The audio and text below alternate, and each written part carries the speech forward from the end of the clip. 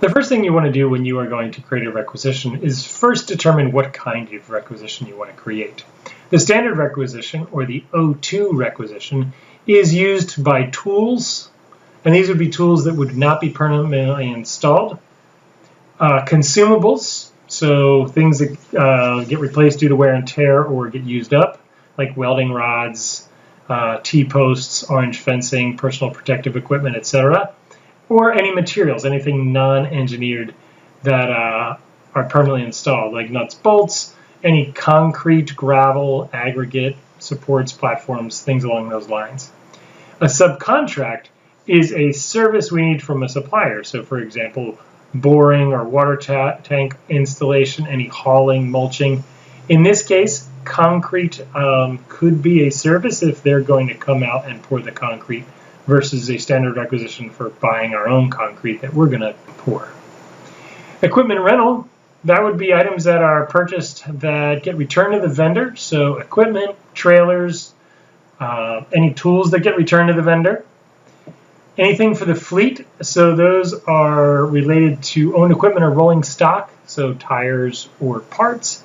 And then last but not least, any engineered material, and that would be anything that is pressure containing or any components related to any permanently installed material. And that would be like pipes and valves, vessels, and any processing equipment. But for this example, we're just going to click on standard requisition here, and we're going to create a standard requisition.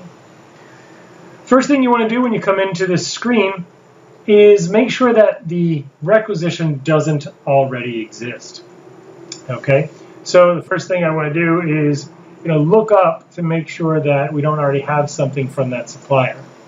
So if I want to look up anything for a engineered material supplier, which typically is a V, and maybe I'm going to look up for anything from our Neely supplier, Neely Trucking and Excavating. Now there's only one that's a vendor, so that makes it easy. I'll select it. And if I just click find, I'll see all the things that are out there for this vendor. Now, since this is test data, we don't have a lot, but here we can see that we have a requisition against this job. So if what I'm doing is not going to be used for that job, then I'm good to go. I'm going to add my new requisition.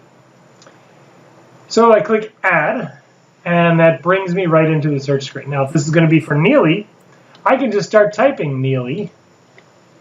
And then when I tab out of the field, it's going to bring me up all the options. Okay, if this is the one I want, I double click on it, and it brings it in. The next thing I do is I put in the job. Now, if the job number, if I know it already, I can key it in. If I want to look it up, I can look it up.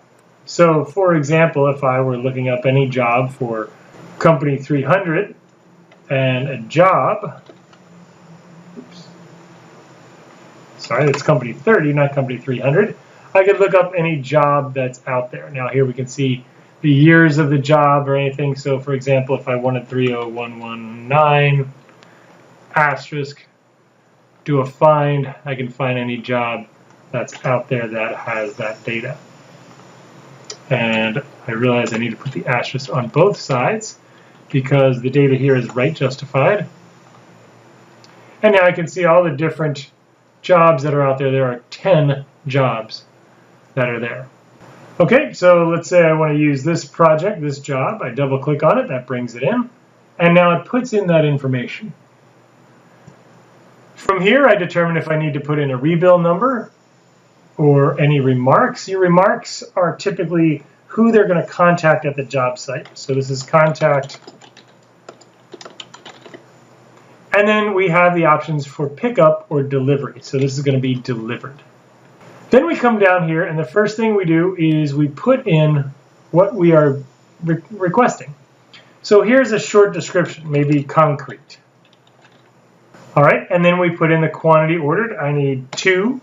And what do I need 2 of? Inches, pounds, buckets, whatever. If I want to look it up, I can look it up, and if I go to end,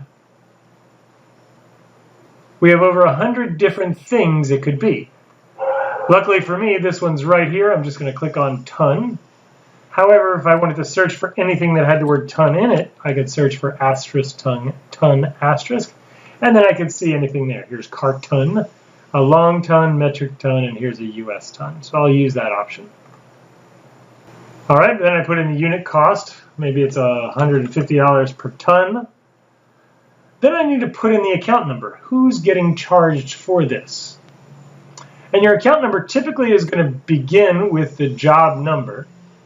So I have the job number, but if I don't know what the rest of the account is, I can click on the magnifying glass, and then I can just kind of move it out of the way. And then first off, put in the cost center or the job. All right. And then I want to decide what I'm buying. Now this is materials. So the object account is going to be in the range of $53,000 and $53.99. So what I could do is I could do greater than or equal to 53,000. And then when I click find, I can see all the things that pertain to that. Now there's lots of them. Okay, there's 287 options. All right, now there's a lot of them that are budgets. So you know what? I don't want budgets. So I'm just going to fill this out, and I'm going to say less than A. The reason I fill out less than A is because I want anything that has a blank in this column. Now when I click find, I have a lot fewer options. Now some of you that are watching this video might recognize these first 3 digits. So if these first 3 digits correspond to something you know, so maybe materials, so maybe if I did MTL asterisk and did a find, I could now see that I have 20 options for materials. Okay, or I could search overhead, for example, and then I get anything that's overhead. So I know that my range has to be between $53,000 and $53.99, so that pretty much tells me that it's going to be these 3, one of them. Okay, all of these are different things. So these are subcontracts for service. Okay, and then we have any other options out here.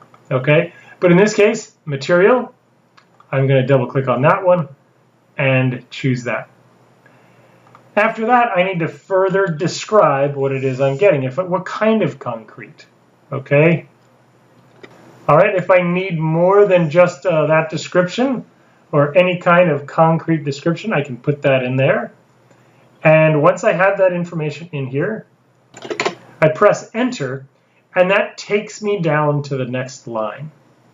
Okay, and also what happens is it fills out any fields that I did not fill in. So, for example, it calculated the extended cost of $300. It filled out the line type. It filled out the statuses. Now, the status of the order indicates what should happen next with this. And according to this, it's going to go to the group that validates to make sure that everything I did is good enough to send to a supplier. So I'm descriptive enough. I chose a supplier and not accidentally chose one of the employees that was available. Okay, and then I have all this information. Once I do that, I click OK. At this point, the screen returns you to the original screen, and if I click Find again, there's Neely Construction. Okay, it shows me the job. So anything for that supplier for that job now shows up. Here's my order number. So this would be the order number that is going to be used to track it all the way through approvals, and then this number gets generated into a purchase order that gets a new number once it becomes a purchase order. So that's how you can create a standard requisition. Once I'm finished, I click close, and I can sign out. From here, what happens is this requisition will get validated. If it's over a certain monetary threshold, it will need to be approved. After it gets approved, it gets turned into a purchase order, and then I'll get an email with a PDF of my purchase order, and if it's set up, so will my supplier. And that's how you can enter a standard requisition.